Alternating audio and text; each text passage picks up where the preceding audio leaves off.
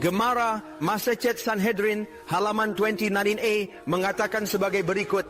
Pengadilan tidak membela seseorang yang menyebabkan orang lain berbuat dosa, bahkan jika itu adalah kasus hukuman mati. Artinya, Anda tidak memiliki sesuatu untuk membela diri. Kami hanya akan membunuh Anda. Namun pembunuh, orang yang dituduh melakukan pembunuhan, menerima bantuan dan diharapkan pengadilan mencoba untuk membebaskannya.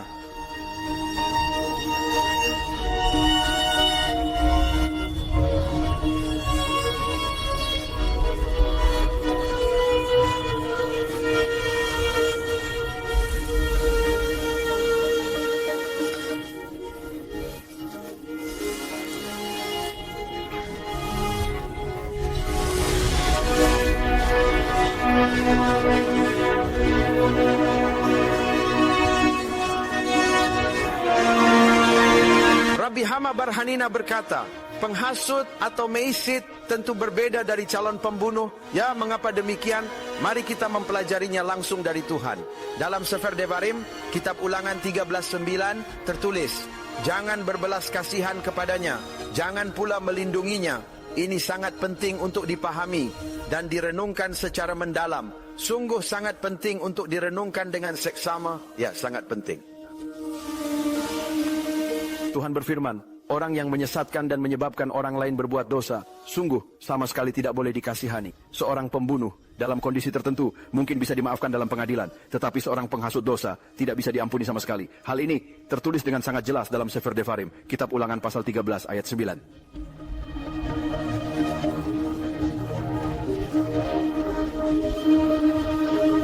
Jika saudaramu, anak ibumu, atau anakmu, atau putrimu, atau temanmu yang seperti jiwamu sendiri mencoba membujukmu dengan diam-diam berkata, mari kita pergi dan menyembah dewa-dewa lain yang tidak kamu kenal, baik kamu maupun nenek moyangmu, dari dewa-dewa bangsa yang ada di sekitarmu, mereka yang dekat denganmu atau mereka yang jauh darimu, dari satu ujung bumi ke ujung bumi lainnya, engkau tidak boleh menyetujui dia atau mendengarkannya. Matamu tidak boleh merasa iba padanya. Engkau tidak boleh berbelas kasihan atau menyembunyikannya. Sebaliknya, engkau harus membunuhnya. Tanganmu harus menjadi yang pertama melawannya untuk membunuhnya, dan tangan seluruh rakyat setelah itu. Engkau harus melempari dia dengan batu hingga dia mati. Karena ia membujukmu menjauhi Tuhan, Tuhanmu, yang membebaskanmu dari Mesir.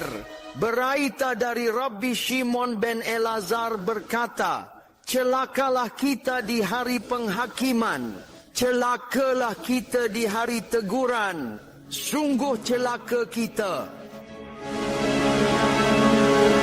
Celakalah kita pada hari penghakiman, celakalah kita pada hari hukuman. Ini adalah teguran dari Tuhan ketika kita naik ke Syamayim, dan dia sendiri akan datang kepadamu. Dia sendiri akan bertanya, mengapa engkau melakukannya? Mengapa engkau melawan aku? Seperti yang tertulis dalam kitab Tehillim, Mazmur 50 ayat 21.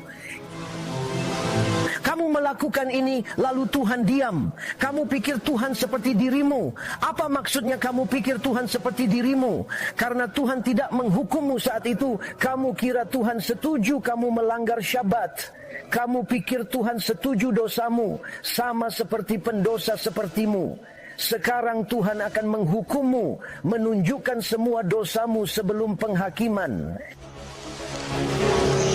Dan kemudian ayat berikutnya Rabotai mengatakan ini, pahamilah ini sekarang, kamu yang telah melupakan Tuhan, agar aku tidak meremukkanmu dan tidak ada yang menyelamatkanmu. Ini adalah Tehillim, Rabotai. Ini bukan sekadar midrash, ini bukan mistik, ini adalah literal. Jika Anda belum membacanya, Baruch Hashem, saatnya Anda membacanya. Tuhan sendiri memperingatkan kita, ini bukan lelucon, bukan permainan sama sekali. Kalian berdosa dan merasa baik-baik saja karena Tuhan belum menghukummu. Kalian melanggar Syabat, melakukan ini dan itu, dan berpikir itu tidak masalah, itu salah besar.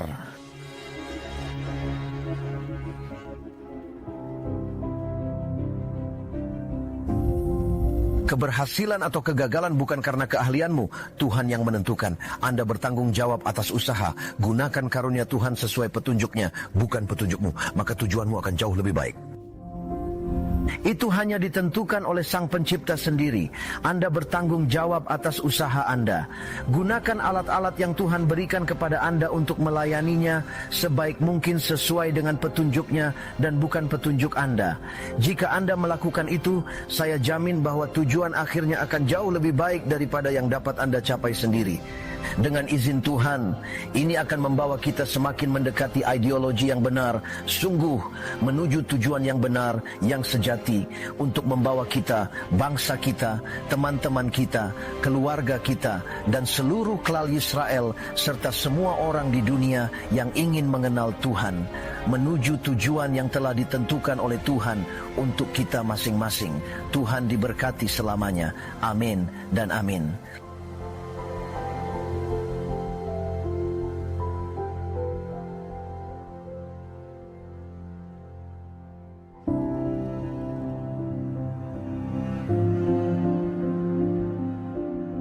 Maaf, tetapi tidak ada teks yang disediakan untuk koreksi. Mohon sediakan teks yang perlu diperbaiki dari segi tanda baca, tata bahasa, atau penyesuaian transliterasi.